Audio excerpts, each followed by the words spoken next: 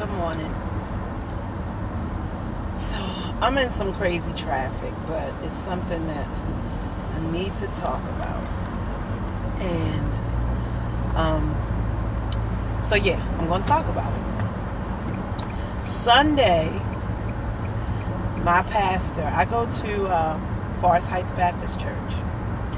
My pastor talked about dead faith. And basically, it was about faith without works is dead. And he touched a lot on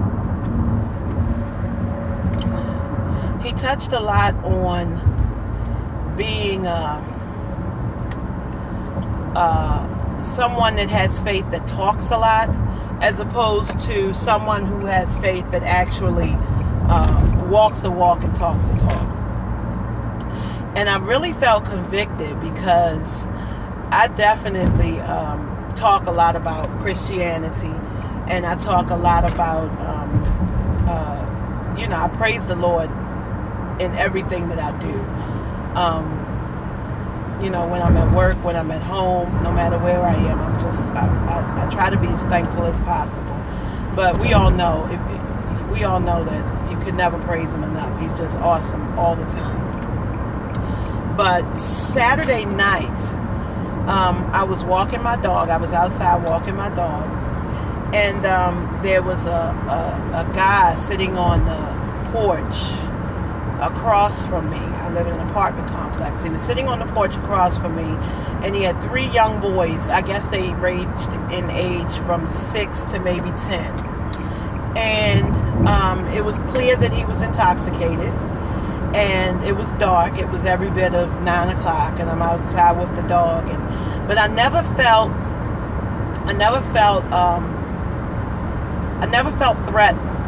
I guess because first of all, I felt like I could take him if I needed to, because he was intoxicated. And then also, he had 3 young boys with him, and I just didn't feel threatened. The young boys were playing with the dog, and so we just not really sparked up a conversation, but the gentleman was talking to me, and he told me that he was on his way back to DC General, which is a homeless shelter in DC, which I figured, I'd heard of DC General, but this is the first time I actually realized that it was a shelter. So, he was telling me that, he fell on hard times, and, him and his boys in a shelter, and I was telling him that I work in a shelter, and he was very intrigued. And I was kind of giving him, not necessarily resources, but I was telling him a little bit about how my shelter works, and it was sort of kind of how his worked. Now, so let me finish. So he went on to tell me that, he wants to get a house, and he wants to provide for his sons, and, and they were the cutest kids, and they were running with the dog, and they were very polite. And I just felt so bad that he was getting ready to go back. He was getting ready to, number one, go back to his shelter, and number 2, take his boys back to the shelter. Now, I looked them over. They were dressed appropriately. They had, they were dressed appropriately, and they had coats on. He had a jacket on, but it was clear that he was intoxicated.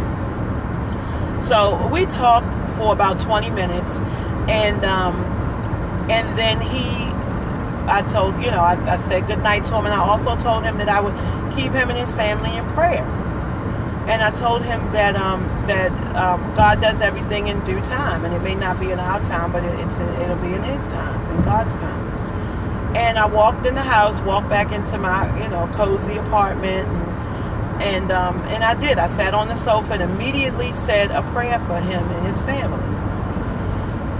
So then this was Saturday night. So then Sunday I went to church, and, the pastor talked about dead faith and how, people will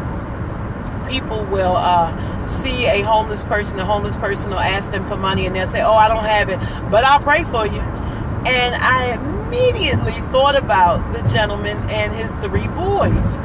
And I sat in that pew feeling so condemned that what could I have done for that family in that moment? when it all depends on what church you go to, but in my church, our program has a little piece of paper on the inside where you could take notes on the service. So I picked up the piece of paper and I started writing. Actually, I wrote man and 3 boys, and then under that I wrote what I could have done to help to assist them. He didn't ask me for money. He didn't ask me for anything. Just conversation, and that's when we talk. But I could have asked if they were hungry, and that's what I wrote down. I said I could have given them a bottle of water. I could have given the boys Pop-Tarts, because I did have Pop-Tarts in my house. But I also had to remember, because Pastor spoke on also having common sense. And when people come up to you and they know that when people come to you over and over again, whether it be on your job or family members or whatever the case may be, when people come to you over and over again, you have to also use common sense. And I'm sorry, I can't read what everybody's saying because I'm driving, but I'll go back and read later on. So I had to have common sense in saying, my husband is up in the bed sleeping. I don't want to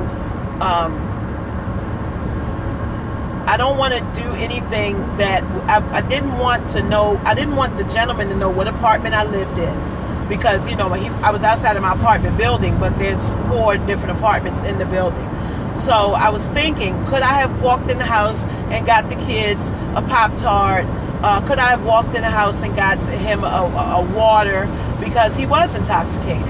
And maybe that water would have helped flush him out, because he's getting ready to get on the bus or getting ready to walk back to the shelter.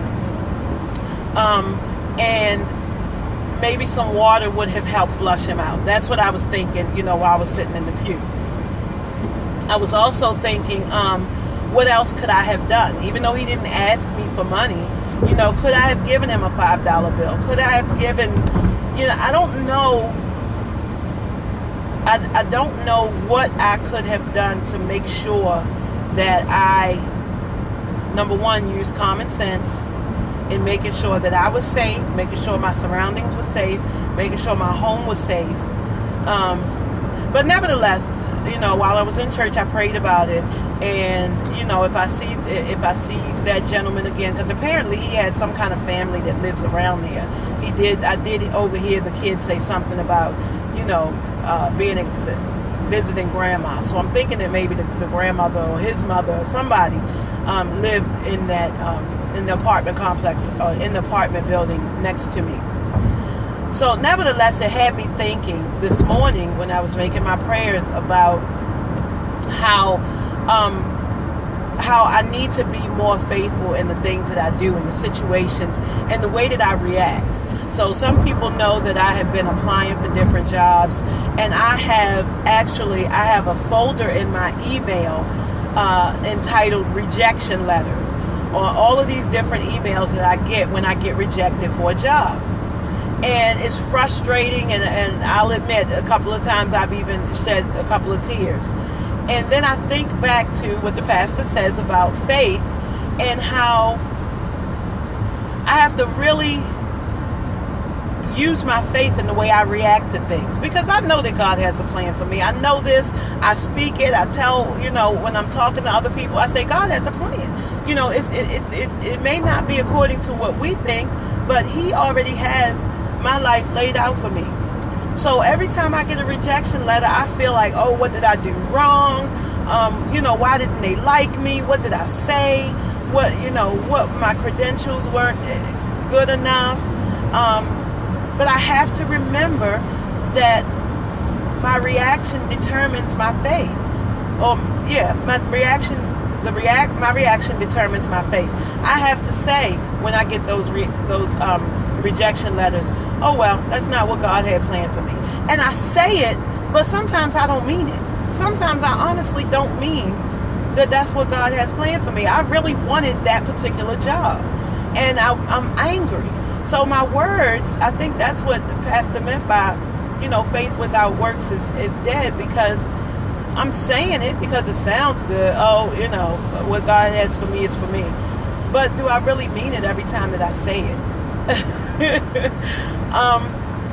So I try my best to be faithful.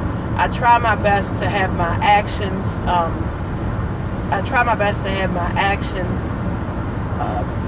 Reflect my faith and how I feel about God and how I feel about different situations. This journey is difficult. This Christianity, this not Christianity, but this walk with God is challenging on a daily basis.